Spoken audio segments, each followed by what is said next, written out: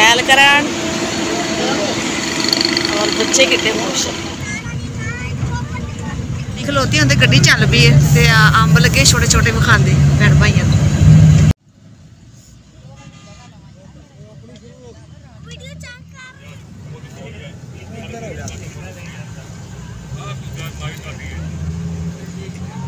पुल तो जा रही गड्डी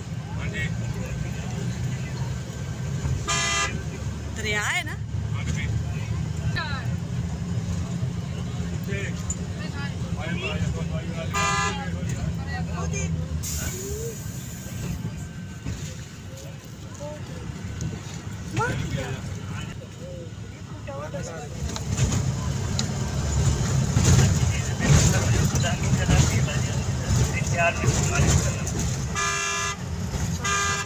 वो दरिया बड़ा सी छोटा जी बोल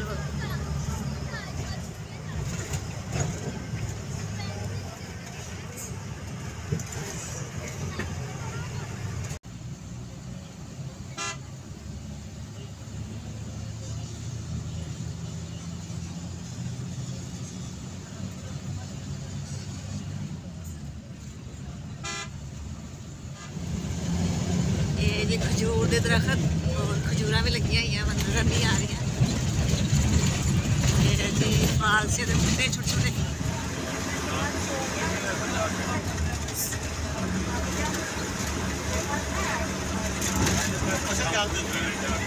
बस बिठा दिता इतनी गर्मी लगन दी है मैं तो कहती थले उतर जाइए माशाल्लाह ये ड्राइवर की रिश्तेदार है। अच्छा ये भी इसी टाइम ही है इसी टाइम कहते हैं ये इसी टाइम थोड़ी हेड टाइम है बाकी अस्सलाम वालेकुम प्यारे बहन भाइयों, क्या हाल है? जहाँ भी रहे खुश रहे आबाद रहे हंसते रहे मुस्कुराते रहे फूलों की तरह, मेरी तरह नहीं क्योंकि मैं मुरझा चुका हूँ। ये देखो पसीना पसीने बुरे हालात। अस्सलाम वालेकुम प्यारे बहन भाइयों, क्या हाल चाल है? मैं ठीक ठाक उम्मीद करती हूँ आप सब भी ठीक ठाक होंगे। जहाँ भी रहे खुश रहे आबाद रहे हंसते रहे मुस्कुराते रहे। बच्चे भी मुरझाए पे देखो सो गया मरीम सो गया और एक रात जाग दी गड्डी होगी पंचर। हाँ मुनीब थक गया।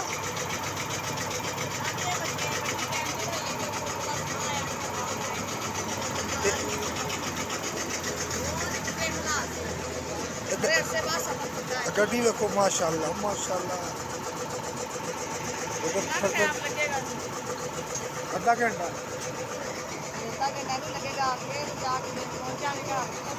चलो पहुँच ही जावांगे, कभी तो सफर मुकेगा। कपड़े वगैरह से नाल लै सी हुण असीं मुँह धो के कपड़े चेंज करते हैं मैं भी और इकरा ने और मरीज ने भी। बहुत शोर शराबा माशाल्लाह, काफ़ी मेहमान आए हैं और फंक्शन शुरू हो गया है। जिथे आए जो लोग केक कटेंगे ना मैंने खा लो, मैं आ जाऊँगा जाके इंतजार करिए। मुझे पता था मेहमान है केक कटिए फटाफट फिर कटने। हाँ जी चलो उसके बाद फिर अगे वीडियो बनावांगे तो खावांगे। हाँ जी अगर भी यार बनाने बने तो साढ़े तो काम है ना, अपने तो बनावांगे ना असीं।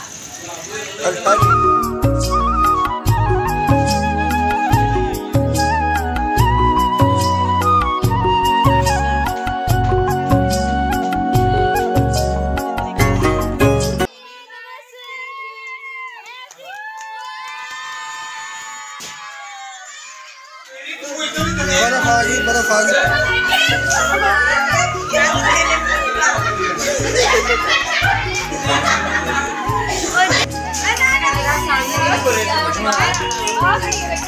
कपड़े भी साफ करा ये भी झग लगी कपड़े साफ।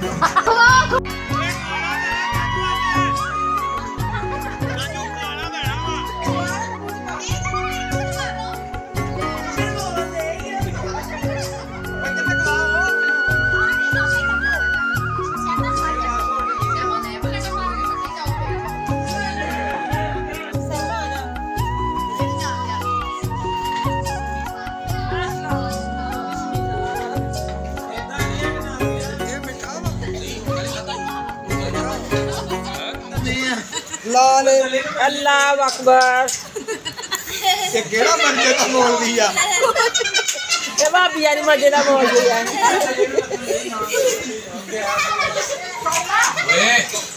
मेरे हाथ सोने आंदे पे आलू कितने गए आ ਕਹਿੰਦੇ ਸੋਹਣੇ ਆਂਦੇ दुकान दे ते केक नहीं सी विखाना तैनू मैं बात ना ਜੇ ਅਗਰ ਤਲਵਾਰ ਹੁੰਦੀ ਨਾ ਆਸਾਨੀ ਹੋ ਜਾਣੀ मैं सगों सौखा दसे मैं किस गली च साइकिल फड़ ले होंगे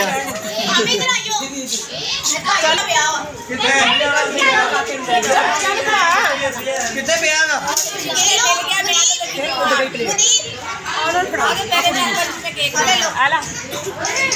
टीम ने खादा है ना बाजी आ देख लो भाजे भी ਤਕਸੀਮ ਕੀਤਾ माशाल्लाह प्लेट अगे आ ਮੋਜਾ ਹੀ ਮੋਜਾ हां जी मैं पी रही जी बस घर आई कर लिया आने दी मूवी बना के ना कितना कितना मार चलो वो इन्हें बोल के